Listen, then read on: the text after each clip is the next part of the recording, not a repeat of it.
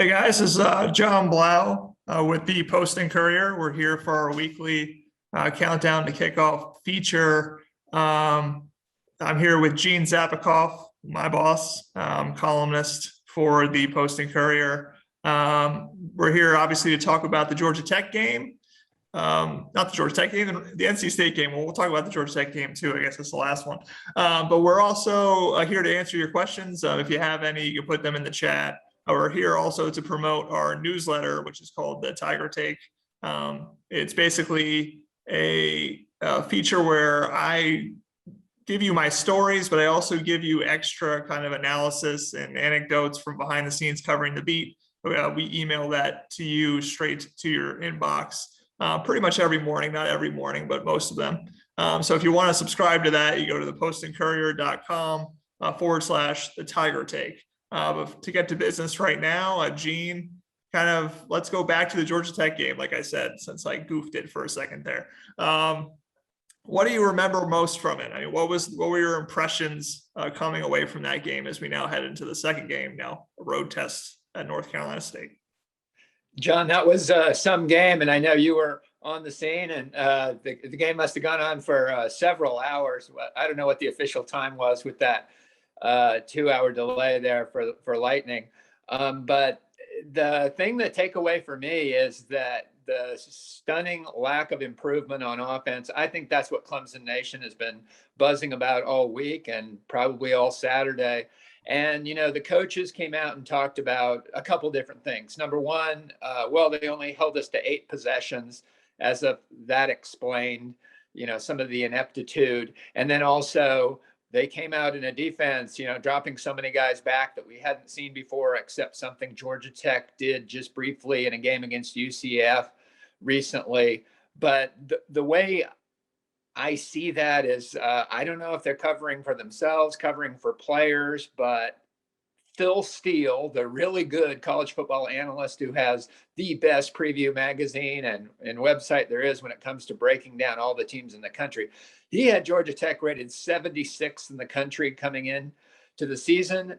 They were playing at Death Valley, and there's just no way that game should have been that close. Yeah, I think, like you're saying, I wonder about the covering for players. There are a lot of very young guys on that offensive side of the ball. And I don't know, I kind of wrote about this a little bit this week, that just the expectation is Clemson has obviously been to the CFP 6 years in a row. They always find a way to have really explosive offenses. And so it's almost, you figure they're going to find people to just, kind of step in and do the next bit and keep going. And that hasn't quite happened. And there are some obvious explanations. I mean, DJ Uiagalelei is in his first year as a full-time starter. You have a really shuffled offensive line with Jordan McFadden going from right tackle to left tackle, Matt Bockhorst going from left guard to center, Marcus Tate, the true freshman, in between them. But then to hear, what they said, which again is such a jarring thing with how Clemson has been able to play the last few years, that basically Georgia Tech gave us a game plan that made us completely have to change what we have to do. It is kind of a strange thing to hear, because Clemson's supposed to be Clemson. I mean, you shouldn't have to adjust where the expectations are for this program to what a Georgia Tech does to you. You should dictate to them, this is the way the game's going to be. And if you want to play whatever way, we're going to make you switch out of it. You can drop 8. But then we're going to run straight through you for more than 4 yards per carry. I mean, we're going to run through you for 5 or 6 or 7. The fact that they didn't do that is concerning, I guess. Is that what you're getting at? Do you kind of agree with that sentiment? Yeah, and then there's so many different ways to say that. But one thing that this staff, and I want to preface this by saying, as I did in a column where I really slammed some particular decisions in the Georgia Tech game, but hey, you don't get to 6 straight college football playoffs, 4 national championship games, and win 2 national championships without having a heck of a coaching staff. I've got the greatest respect for Dabo Swinney, the head coach, and a particular star on that staff, Brent Venables, Tony Elliott. I mean, these guys have been really good over the years, and they've proven themselves. However, on this day, they failed to make adjustments. They've made adjustments over the last several years very well as any program there is. Now they don't get tested as much in the ACC, but still they've done a really good job of making adjustments in the past. And I think the whole schematic thing about, oh, they came out in something we hadn't seen. I mean, I'm surprised that in the second possession or third possession, or by golly, halftime, which lasted about 8 hours, that they couldn't have made some significant adjustments. And the fact that they didn't was kind of weird. And I don't know, there's a lot of key stats in that game, but the fact that, here's a key stat, Georgia Tech isn't very good. They lost to Ball State. They lost to Northern Illinois, which lost to Michigan 63-10. Now I know when you John, you carry that, this team did this, and then this team against this other team, you can get lost in the shuffle there. But the fact is, Georgia Tech isn't very good. They outgained Clemson. Clemson had more penalty yards. They were even in turnovers. The game was at Clemson. None of that stuff should have happened. Yeah, and again, going back to the one point that Dabo Swinney had, they did have drives. They had multiple drives that are over 8 plays or over 10 plays. Of those 8, I think half of them went a substantial amount of yards. But then you turn the ball over on a fumble, DJ Uyunglele. You can't convert a 4th and 2 on a shovel pass to Will Shipley. It's these little things they keep shooting themselves in the foot. And you have to wonder, at what point is it just youth and what point is it a feature? And I guess the hopeful view of Clemson is that this is just youth. But I guess, have you seen, Gene, you would know over your vast number of years covering things, a team that looks like this in the first 2, 3, 4 games look incredibly different at the end of the year? Or when you see these things happening over and over again early in the season, does that usually pretend to this maybe just is what they are this year, and you have to wait another year to see, the more mature version of this team? Jon Blau, that is why you're such a good college sports beat writer, because that, I think, is going to be the really telling thing as we see going forward. And kind of along those lines, I was trying to I did ask Tony Elliott on Monday up at Clemson when we had availability with him, is, did you see some of these problems with DJ? And I am not putting all of this on DJ at all. I think there's problems in the backfield and receivers not getting open, and particularly on the offensive line and play calling and stuff like that. But did you see, I asked Tony Elliott, some of these problems with DJ throwing off balance, not having his feet set straight, which I noticed right away against Georgia. And I thought, well, maybe that's just Georgia. And he said, yeah, they did see some things in practice. So I don't know if this is going to extend, and maybe the schedule will not allow us to really tell if it is or not. But yeah, this might just be one of those years, which for Clemson, it's a terrible year. We're going to win the ACC championship and play in the Orange Bowl, but not make the playoff. For Clemson, that's a disappointing year. Right. And again, it may just be what it is. This is a very young offense with a young quarterback, young running backs, receivers. Like you said, there was one play, DJ, I don't know if he feigned ignorance about it during the Monday availability, but he was asked directly about a play where he pretty much dropped back. It looked like it was going to be a screen to the receivers. All 3 of them went out and blocked, and there was no one to throw to. And he sits there for a solid 2 seconds and then runs. It seems like there's just issues across the board on the offense. And obviously when you're the quarterback, you get the, lion's share of the blame. But I don't know if it's just him. It seems like it's all over the place. And it's kind of, I'm wondering if they're going to grow out of some of these things. The one thing that was encouraging was in the third quarter, that early fourth quarter, when they ran the ball with DJ, they actually got some momentum on offense. And you actually saw some emotion out of DJ where he was, getting fired up. He flipped the ball. He kind of was gesticulating towards the Georgia Tech defense and kind of acting a little fired up. It's a kind of thing where I wonder if he can just get in a rhythm and get some drives kind of linked together, get some balls deep down the field, connect. If all of a sudden that will catch fire and he gets some momentum, if it's that, because we've seen him. Again, last year when he replaced Trevor Lawrence, obviously some different pieces around him, some more veteran offensive linemen or Amari Rodgers in the slot, those types of things. We've seen him get into a rhythm and do things like he did at Notre Dame, where he throws for so many yards. So, I mean, it is conceivable that it's just he's in a funk and everybody just needs to click, and maybe it can click together. I don't know. Right. And I think Tony Elliott and the rest of the offensive staff can find something that kind of works for this particular group of guys. And let's face it, we, the media, me, I'm taking the blame. I thought this was going to be a pretty good offense. You know, you lose Trevor Lawrence, the first pick overall in the draft, and maybe the best quarterback to come out of college in, since about Andrew Luck, let's say, or something like that. Travis Etienne, 2-time ACC Player of the Year. That Lawrence was not the 2-time ACC Player of the Year, but Travis Etienne was. And then just a great, reliable slot receiver in this string of slot receivers: Adam Humphries, Hunter Renfrow, and then Amari Rodgers. That was huge. We underestimated that. But John, I'll tell you what, I think the Clemson coaches did too, because most coaches, just like baseball coaches coming out of spring training, hey, everything's great. We really have a chance this year. Well, Dabo Swinney talked up this wide receiver group a lot, including toward the end saying, hey, Coach Tyler Grisham, receiver coach, I want you to take a picture. When you take a picture with these receivers, hold on to that picture. It's going to be an elite group. Now, I know he was talking about, guys like a Joe, not necessarily starting against Georgia being elite, but eventually.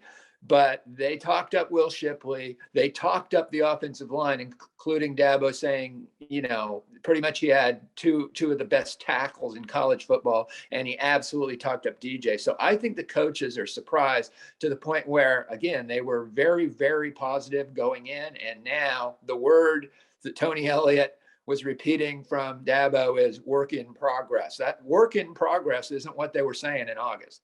Right. And I think the other term that Dabo used on Sunday was these aren't video game players, that they're humans and they need to learn and grow. They need to be nurtured and things like that. And it's a reminder. I mean, you can't just plug in and it's not always going to be the same formula every year. You're going to have times like this, and it's not great for fans to watch, because I think you expect one thing and you get another, but it just kind of is what it is. And I guess the thing I'd like to transition to is North Carolina State. Feels like they're kind of similar to Clemson in some ways. If you look at their first few games, I mean, they threw for 303 yards on Mississippi State, only managed to score 10 points in a 24-10 loss. They were down in the Mississippi State 5 once. They threw a pick. They got over the midfield line, fumbled the ball at the 46, get to the Mississippi 36, turnover on downs. They gave up a kick off return touchdown to start the game. I mean, just little things where they actually were producing, but they were stubbing themselves in the toe. It sounds a lot like Clemson right now offensively. What to make of North Carolina State, Gene? I mean, when you look at them, what do we think they are? Well, first of all, John, I don't know if you realize, but you're about to witness your very first Textile Bowl. That's what they call the NC State Clemson game, because of the great, and long textile traditions in bowl states and stuff. And this game's been played all over the place: Raleigh, Columbia, Florence, Rock Hill over the years. So that's exciting. Your Textile Bowl, John, I know you're going to want to hold on to that credential and put it on the wall and, cherish it. But as far as NC State, I watched that game against Mississippi State on tape, and the week after, because I thought that was a great chance for the ACC to make a statement. And on the one hand, you just don't go into Stark Vegas and have an easy time of it, mostly because of those cowbells. But I'm not sure Mike Leach really has it going down there, especially on defense. I mean, you saw what happened to them against Memphis last week. Generally speaking, they were regarded as the worst or second worst team in the ACC West. And as of this point, I think the SEC West. And as of this point, I think that Arkansas looks a little better. I mean, things can change week to week, but you're right. That game was puzzling for the Wolfpack, because they actually, in a 24-10 loss, they outgained Mississippi State, and they just could have done a lot better than they did.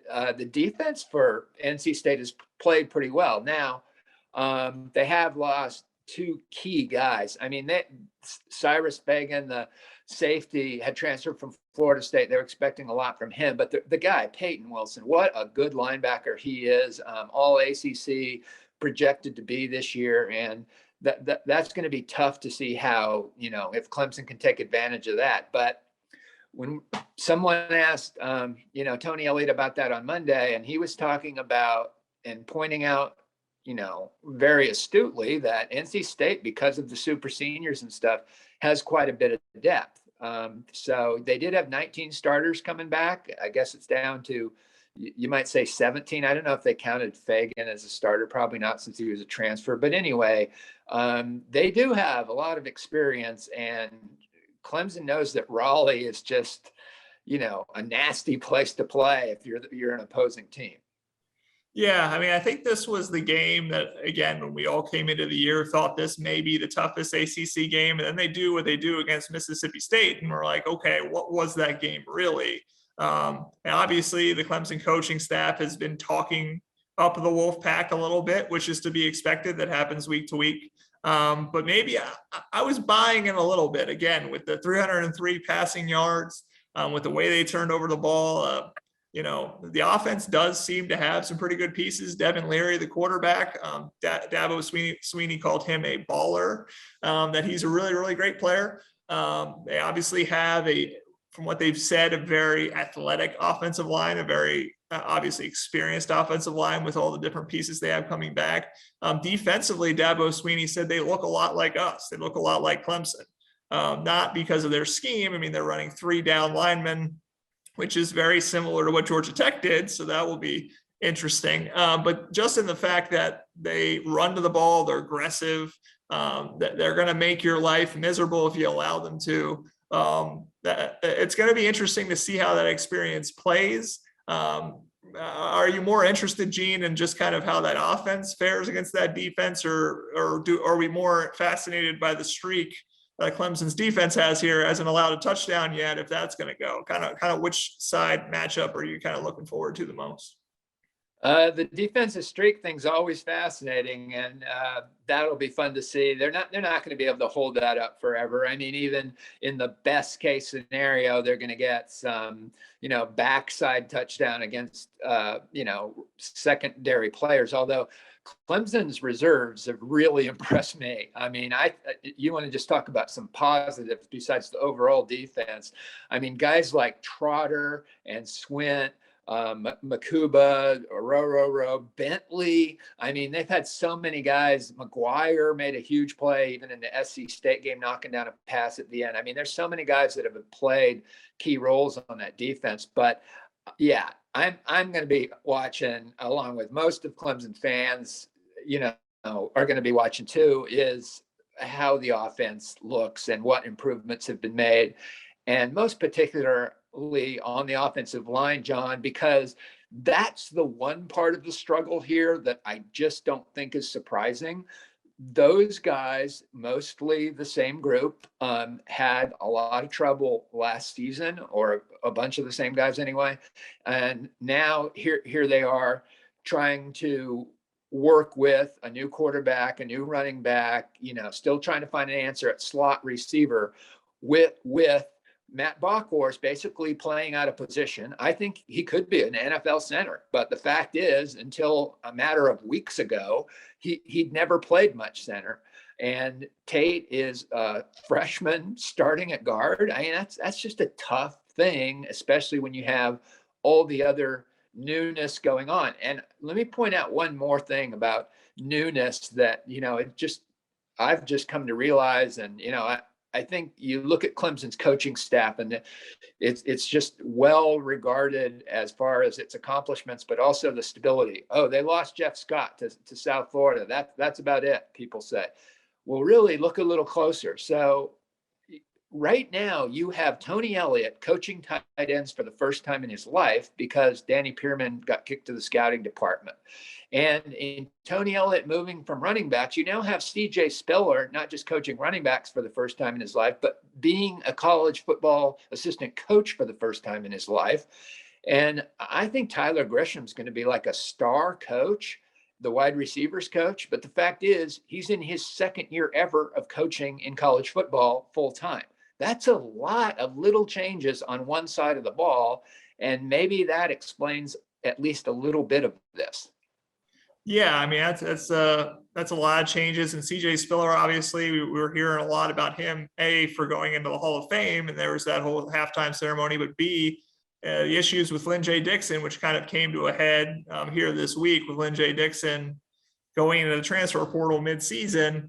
We heard that he was kind of in CJ Spiller's doghouse, and that CJ was establishing himself as the dominant presence in that room, and that he had to kind of establish himself in the hierarchy, and that Lynn J and him were working that out. And in this case, Lynn J decided to leave, which I don't know if that says anything bad about either side. I think that's just, sometimes these things aren't fits and they just don't work out.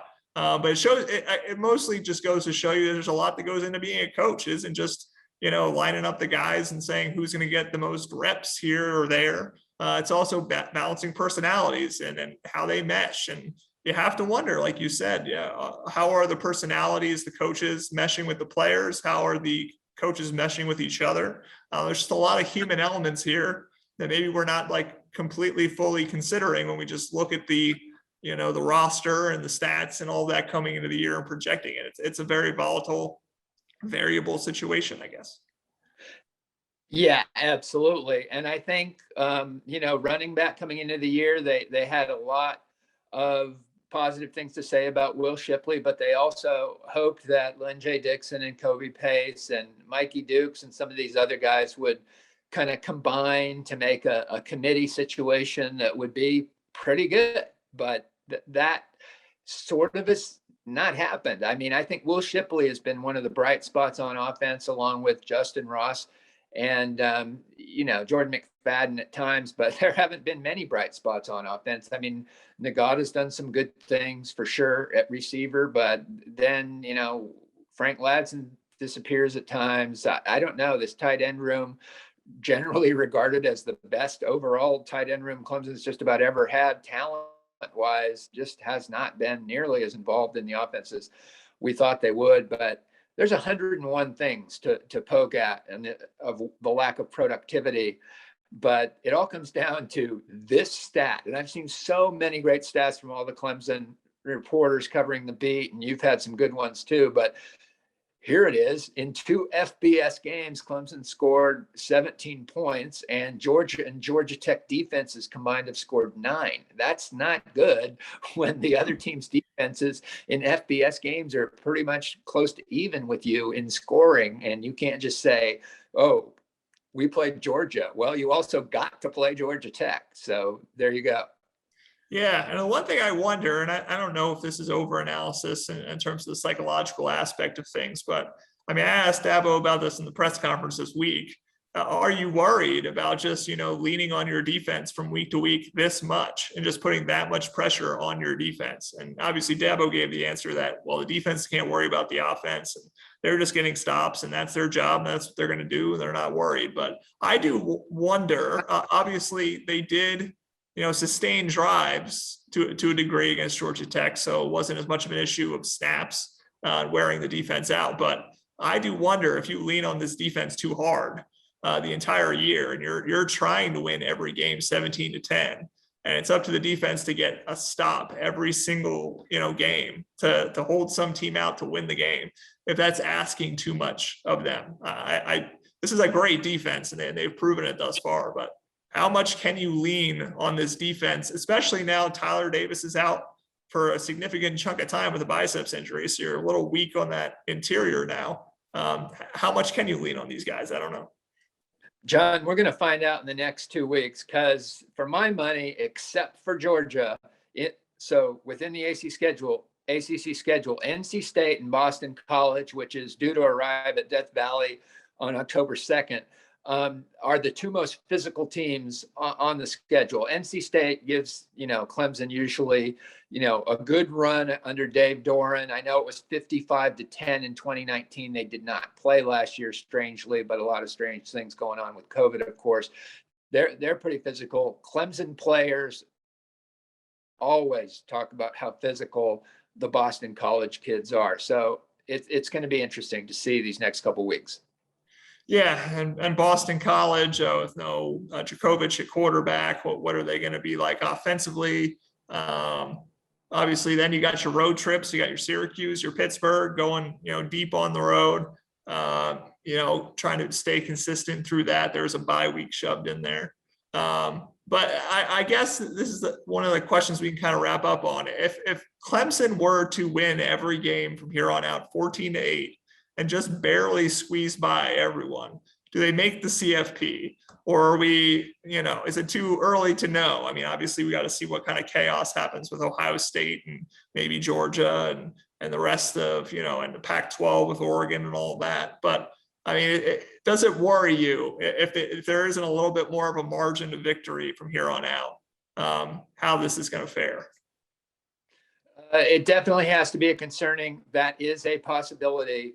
And the factors of the variables will include how good is the rest of the ACC? Do they get a good opponent like a one-loss UNC or Virginia team in the ACC championship game? And then how good does Georgia turn out to be? If Georgia wins all the rest of their games or all but one, then that'll obviously help Clemson. But if, I don't know, that's going to be a heck of a question. Yeah. So we're going to see. You know what? I'll just say this, John, that would be a good problem to have at this point for Clemson. Right. Yeah. Because the worst thing, and we're all not acknowledging this, if they had lost to Georgia Tech, if Georgia Tech had gotten in the end there, gotten past James Skalski and he doesn't read that shovel pass perfectly. And if they, get that onside kick after Joe bats it out of bounds and, do some more things, I mean, or like the safety, I guess, maybe. All these things, if they lose the game, I mean, what would the outcry be right now? I mean, the fans would have been incensed. I mean, if there was a loss, they did win. I mean, they've at least, won the game. And if they keep winning, their wins, a win's a win, I guess. Right. Yeah, and if they win the next few games, I think a lot of this is at least put to rest for a while or calm down. So winning helps and losing doesn't. That's what Bill Parcells always used to say, and that's what Dabo Swinney is going to be saying pretty soon. Right, exactly. So, yeah, I think that's about all I wanted to say. Anything else you want to add, Gene, or I didn't bring up, or we good? I think we're good. It's going to be interesting that the analyst for ESPN working with Mark Jones will be Robert Griffin III. I'll be interested to hear what sort of takes he has on the Clemson offense. Yeah, that'll be interesting. Big 12 guy from Baylor. I don't know what connections he has necessarily to Clemson or to the ACC. I mean, that's kind of a interesting guy to bring in. Are there any connections there, Gene? I can't. No, I think he's just trying to get into broadcasting, and I mean, he's a real personable guy. He'll probably be really good. But yeah, I always like to hear fresh takes on what's going on, so that'll be fun. Yeah, or G3, that'll be interesting. So, yeah, just thanks, guys, for listening. This will be available in podcast form after this. So I think it'll be on our YouTube page. Again, if you have the funds and the inclination, the Tiger Take newsletter that we have, I'd appreciate it if you gave that a try. Again, just kind of sending you my stories, and then also plus some tidbits that didn't quite make the stories in the newspaper, anecdotes, all those types of things. You go to postandcourier.com/the Tiger Take. You can subscribe. I think for actual Post and Courier subscribers, it's only like $1 extra per month or something like that. If you're a new person and you just want to read Clemson content, I think it's $40 per month. And that's like a really nice fancy steak dinner just once for the year. I mean, that's not that bad. So anyway, thanks for listening, guys. And we'll see you next week, hopefully.